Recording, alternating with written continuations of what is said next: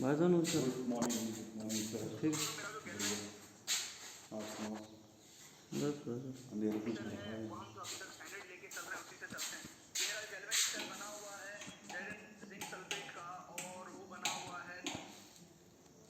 Light नहीं है।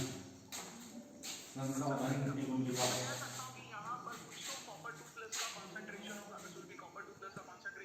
Good morning students. ये फ़ोटो तो आ ही नहीं रही है यहाँ पे यार। भाई फ़ोटो नहीं आ रही। काहे नहीं आएगी? ये देखो ना।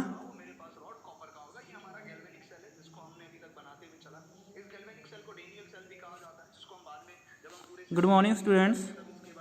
आज हम बात करेंगे संसाधन नियोजन के बारे में। संसाधन के विवेकपूर्ण उपयोग के लिए नियोजन एक सर्वमान्य रणनीति है। संसाधन नियोजन किसे कहते हैं?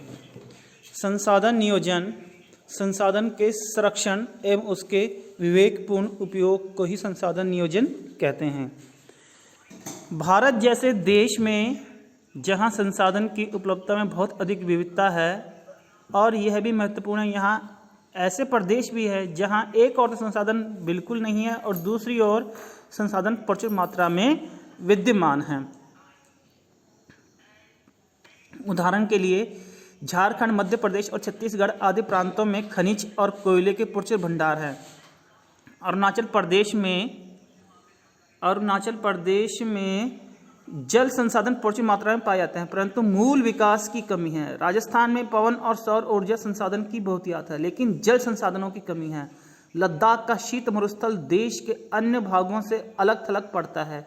यह प्रदेश सांस्कृतिक विरासत का धनी है, परंतु यहाँ जल आधारभूत अवसंरचना तथा कुछ महत्वपूर्ण खनिजों की कमी है। इसलिए राष्ट्रीय, प्रांतीय, प्रादेशिक और स्थानीय स्तर पर संतुलित संसाधन नियोजन की आवश्यकता है। संसाधन नियोजन एक जटिल प्रक्रिया है जिसमें 3 निम्नलिखित सोपान हैं, जिनमें पहला सोपान है देश के विभिन्न प्रदेशों में संसाधन की पहचान कर उनकी तालिका बनाना। सबसे पहले क्या करना है कि देश के विभिन्न राज्यों में हमें पहचान करने की कौन सा राज्य में कौन सा संसाधन है और इसकी एक तालिका बनाना है, सारणी बनाना है। दूसरा है संसाधन विकास योजनाएं लागू करने के लिए उपयुक्त प्रौद्योगिकी, कौशल और संस्थागत नियोजन। यानी दूसरा क्या है, संसाधन विकास के लिए प्रौद्योगिकी की सहायता लेना, कौशल का विकास करना और संस्थागत नियोजन, किस तरह से संसाधनों का उपयोग किया जाए इसका नियोजन करना है, इसका एक ढांचा तैयार करना। आज़ादी के बाद भारत में संसाधन नियोजन के उद्देश्य की पूर्ति के लिए प्रथम पंचवर्षीय योजना से ही प्रयास किए जाने लगे हैं। ठीक है।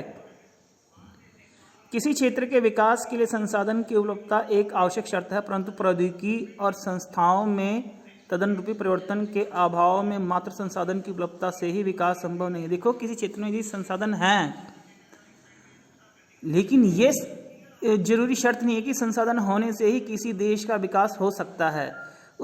किसी देश का विकास तभी हो सकता है यदि उन संसाधनों का उपयोग ढंग से किया जाए और उसका उपयोग अर्थव्यवस्था में हो, तभी कोई देश उन्नति कर सकता है। देश में बहुत से क्षेत्र ऐसे हैं जो संसाधन समृद्ध होते हुए भी आर्थिक रूप से पिछड़े हुए हैं। क्यों हैं? क्योंकि वहाँ संसाधन तो हैं, लेकिन प्रौद्योगिकी की कमी है, नियोजन की कमी है।